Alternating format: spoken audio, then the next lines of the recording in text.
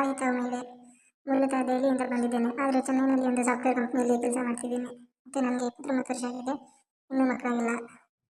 5 ವರ್ಷಗಳ ಹಿಂದೆ ಮದುವೆ ಆಗಿದ್ದೇನೆ. ನಾನು ನನ್ನ ಮದುವೆಯಾದವನನ್ನು ಪ್ರೀತಿಸುತ್ತೇನೆ. ಮತ್ತು ನನ್ನ ಪತಿಯೊಂದಿಗೆ ಜೀವನ ತುಂಬಾ ಚೆನ್ನಾಗಿದೆ. ಅವರು 5'5" ಇದ್ದಾರೆ ಮತ್ತು ನಾನು 35 ಸೈಜಿನ ಮತ್ತು 29-30 ದೇಹದ ಬಣ್ಣ ಹೊಂದಿದ್ದೇನೆ. ಆರಂಭದಲ್ಲಿ ನಾನು ಚೆನ್ನೈನಲ್ಲಿರುವ ಗಂಡಸರನ್ನು ಕೆಲವೊಂದು ಚೂರು ಕೂಡ ಇಷ್ಟಪಡ್ತಿರಲಿಲ್ಲ. ಯಾಕಂದರೆ ಅವರು ಸ್ಪಷ್ಟವಾದ ಕಮೆಂಟ್ಗಳನ್ನು ನೋಡ್ತಿದ್ದರು ಮತ್ತು ಏನೇನೋ ಕೆಟ್ಟದಾಗಿ ಕಮೆಂಟ್ ಎಲ್ಲ ಮಾಡ್ತಾಯಿದ್ರು. ಆದರೆ ನನ್ನೊಂದಿಗೆ ಒಂದು ಘಟನೆ ಆಯಿತು ಒಂದು ರಾತ್ರಿ. ನಾನು ಅದನ್ನು ನಿಮ್ಮೊಂದಿಗೆ ಇವತ್ತು ಹಂಚಿಕೊಳ್ಳಲು ಇಷ್ಟಪಡ್ತೀನಿ. ನನ್ನ ಪತಿ ಒಂದಿನ ಮುಂಬೈಗೆ ವ್ಯಾಪಾರ ಪ್ರವಾಸಕ್ಕೆ ಹೋಗಬೇಕಾಗಿತ್ತು. ನಾನು ವಿಮಾನ ನಿಲ್ದಾಣಕ್ಕೆ ಅವರನ್ನು ಬಿಡೋಕೆ ಹೋಗಿದ್ದೆ, ನಮ್ಮದೇ ಕಾರ್ ತಗೊಂಡು. ಬರುವಾಗ ತಿರುವನಂತಪುರಂನಲ್ಲಿ ನನ್ನ ಮನೆಗೆ ಹಿಂತಿರುವಾಗ ನನ್ನ ಕಾರು ಕೆಟ್ಟೋಯ್ತು ಮತ್ತು ರಾತ್ರಿ 10 ಗಂಟೆ ಆಗಿತ್ತು. ಆಟೋ ಡ್ರೈವರ್ ಬಂದು ಏನಾಯಿತು ಅಂತ ಕೇಳ್ದ. ನಾನು ಕಾರನ್ನು ರಿಪೇರಿ ಮಾಡಲು ಪ್ರಯತ್ನ ಮಾಡ್ತಿದ್ದೆ. ನಾನು ಇಂಗ್ಲೀಷಲ್ಲಿ ಉತ್ತರಿಸಿದೆ. ಅವನಿಗೆ ಇಂಗ್ಲೀಷ್ ಅರ್ಥ ಆಗಲಿಲ್ಲ ಅಂತ ನನಗೆ ಗೊತ್ತಾಯಿತು.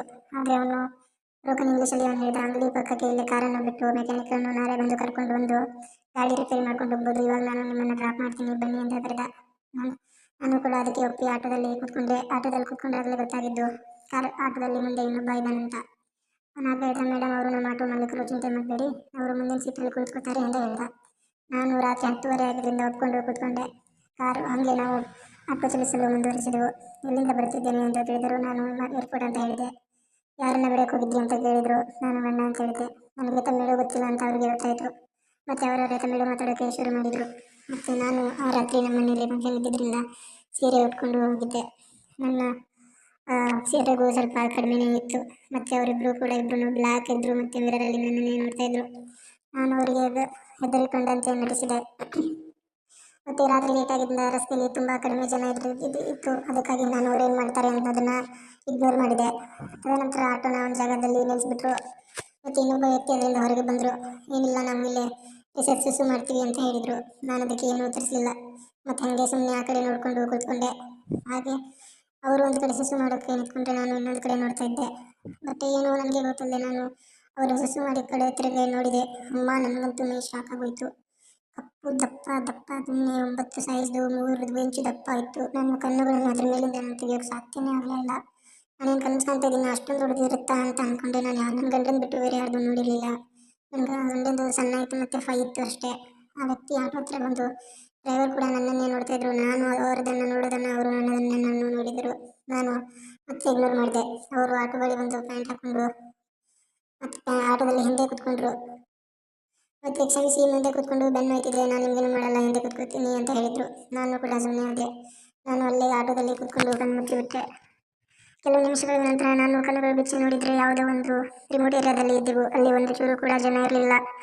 ಮೇಡಮ್, ಇದು ಶಾರ್ಟ್ ಕಟ್ ಅಂತ ಹೇಳಿದರು. ನಾನು ಅವರನ್ನು ಆಟೋ ನಿಲ್ಲಿಸಲು ಕೇಳಿಕೊಂಡೆ. ಅವರು ಪಕ್ಕದಲ್ಲಿ ಕುಳಿತಿದ್ದ ವ್ಯಕ್ತಿ ಚಾಕು ತೆಗೆದು ನಾನು ಬರೀ ಹೊಟ್ಟೆ ಮೇಲೆ, ಅಂದರೆ ನಾನು ಸೀರೆ ಉಟ್ಟಿದ್ದೆ, ಹಾಗಾಗಿ ಸೊಂಟ ಕಾಣ್ತಾ ಇತ್ತು, ಸೊಂಟ ಮೇಲೆ ನನ್ನ ಚಾಕು ಹಿಡಿದು, ನಾವು ನಿಮಗೆ ಏನೂ ಮಾಡೋದಿಲ್ಲ, ಸುಮ್ಮನೆ ಇದ್ದರೆ ಸರಿ, ನೀವೇನಾದರೂ ಕೋಆಪ್ರೇಟ್ ಮಾಡಲಿಲ್ಲ ಅಂತಂದರೆ ನಾನು ನಿಮಗೆ ಬಿಡಲ್ಲ ಅಂತ ಹೇಳಿದರು. ನಾನು ನಿಮಗೆ ಬೇಕಾದರೆ ದುಡ್ಡು ಕೊಡ್ತೀನಿ, ನನ್ನಂದರೆ ಬಿಟ್ಬಿಡಿ ಅಂತ ಹೇಳಿದೆ. ಅವರು ಕೇಳಿಲ್ಲ, ನನ್ನ ಬಾಯಿನ ನೋಡಲಿಲ್ಲ. ನಾನು ಅಳೋಕ್ಕೆ ಶುರು ಮಾಡಿದೆ. ನೀವು ಅಳುತ್ತಿದ್ದರೆ ಕಿರ್ಚಿದ್ರೆ ನಿಮ್ಮ ಬಾಯಿ ಮುಚ್ಚಿ, ನಾವು ಮೊದಲೇ ನಿಮ್ಮನ್ನು ರೇಪ್ ಮಾಡಿ ಬಿಡ್ತೀವಿ, ಇಲ್ಲೇ ಕೊಂದು ಹೋಗ್ಬಿಡ್ತೀವಿ, ಯಾರು ಅದನ್ನು ನೋಡಿದರೂ ಯಾರಿಗೂ ಗೊತ್ತಾಗಲ್ಲ ಅಂತ ನನಗೆ ಎದುರಿಸಿದ್ರು. ನಾನು ಏನು ಬೇರೆ ದಾರಿ ಇಲ್ಲದೆ ಸುಮ್ಮನೆ ಮೆದುವಾಗಿ ಅವರು ನನ್ನ ಹತ್ರ ಬರ್ತಾಯಿದ್ರು. ನನಗಂತೂ ತುಂಬಾ ಭಯ ಆಗ್ತಿದ್ದು. ಇಬ್ಬರು ಕೂಡ ಲೋ ಕ್ಲಾಸ್ ಪೀಪಲ್ ಆಗಿದ್ರು. ಹೊಟ್ಟೆ ಮೇಲೆ ಚಾಕುವಿಂದ ನಾನು ಸುಮ್ಮನೆ ನಿಂತ್ಕೊಂಡು ಬಿಟ್ಟಿದ್ದೆ, ಚುಚ್ತಾರೆ ಅಂದ್ಕೊಂಡು. ಒಬ್ಬ ಒಂದು ಮೇಲೆ ಸ್ವರ್ಲು ಪ್ರಾರಂಭಿಸಿದ. ನನಗೆ ಹೋಗಲು ಬಿಡು ಅಂತ ನಾನು ಅವ್ರನ್ನ ವಿನಂತಿ ಮಾಡಿಕೊಂಡೆ. ಡ್ರೈವರ್ ಗಣೇಶನ್ ಬಂದು ನನ್ನ ಹತ್ರ ಕೂತ್ಕೊಂಡು ಹೇಳಿದ. ನನ್ನ ಬಲವಾಗಿ ಕಪಾಳ ಮೋಕ್ಷ ಮಾಡಿದ. ನನ್ನ ಕಪಾಳಕ್ಕೆ ಜೋರಾಗಿ ಹೊಡೆದು ನನ್ನನ್ನು ಕೆಳಗೆ ಬೀಳಿದ ಸೀಟ್ ಮೇಲೆ. ನಂತರ ನಾನು ನನ್ನ ಕೈಲಿ ಆಗಲ್ಲ ಅಂತ ನನಗೆ ಗೊತ್ತಾಗದೆ ನಾನು ಸುಮ್ಮನೆ ಆಗೋಕ್ಕೆ ಶುರು ಮಾಡಿದೆ. ಆಟೋ ಡ್ರೈವರ್ ನನ್ನ ಕುತ್ತಿಗೆಗೆ ಮುತ್ಕೊಳ್ಳೋಕ್ಕೆ ಶುರು ಮಾಡಿದ ಮತ್ತು ಬ್ಲೌಸ್ ಮೇಲೆ, ಜಂಪರ್ ಮೇಲೆ ನನ್ನ ಹೊಲೆಗಳನ್ನು ಹೆಚ್ಕೋಕ್ಕೆ ಶುರು ಮಾಡಿದ. ಮತ್ತು ಗಣೇಶನ್ ಡ್ರೈವರ್ ಬಂದು, ಮೇಡಮ್, ನೀವು ತುಂಬಾ ಹಾಟ್ ಆಗಿದ್ದೀರಾ, ನಿಮ್ಮ ಕುತ್ತಿಗೆನೂ ಇಷ್ಟೊಂದು ಚೆನ್ನಾಗಿದೆ ಅಂತ ಹೇಳಿ ನಡ್ಕೋಕ್ಕೆ ಶುರು ಮಾಡಿದ. ನನ್ನ ಸೀರೆಯನ್ನು ಕೆಳಗೇರಿಸಲಿ ನನ್ನ ಜಂಪರ್ ಮೇಲೆ ಎಲ್ಲಾನು ಮುತ್ಕೊಳ್ಳೋಕ್ಕೆ ಶುರು ಮಾಡಿದ.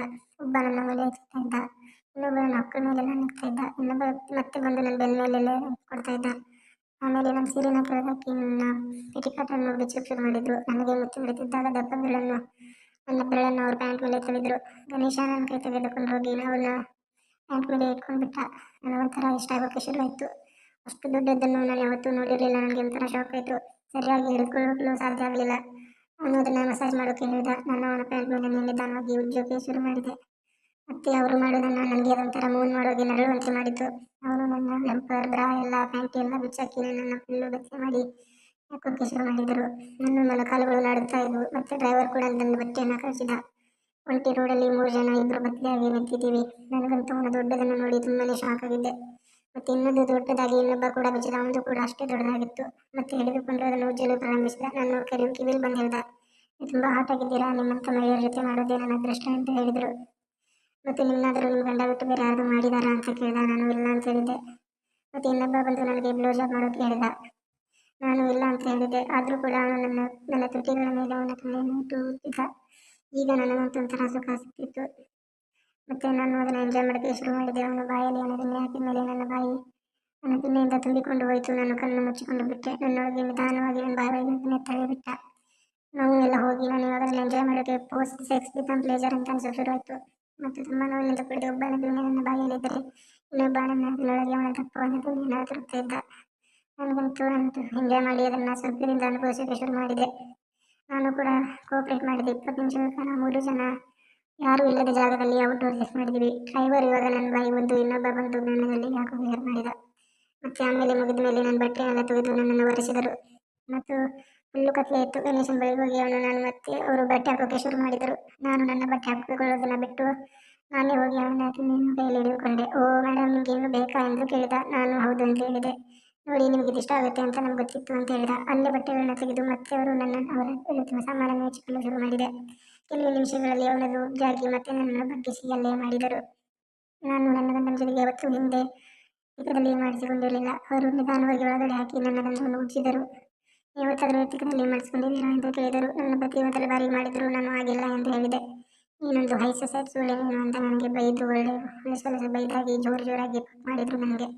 ಆಮೇಲೆ ನನಗೆ ಹೊಲಸು ಭಾಷೆಯಲ್ಲಿ ಸುಳ್ಳೆ ಮುಂಡೆ ಅಂತೆಲ್ಲ ಬೈತಾ ಇದ್ರು. ಅದು ನನಗೆ ತುಂಬಾ ಇಷ್ಟ ಆಗ್ತಾ ಇತ್ತು.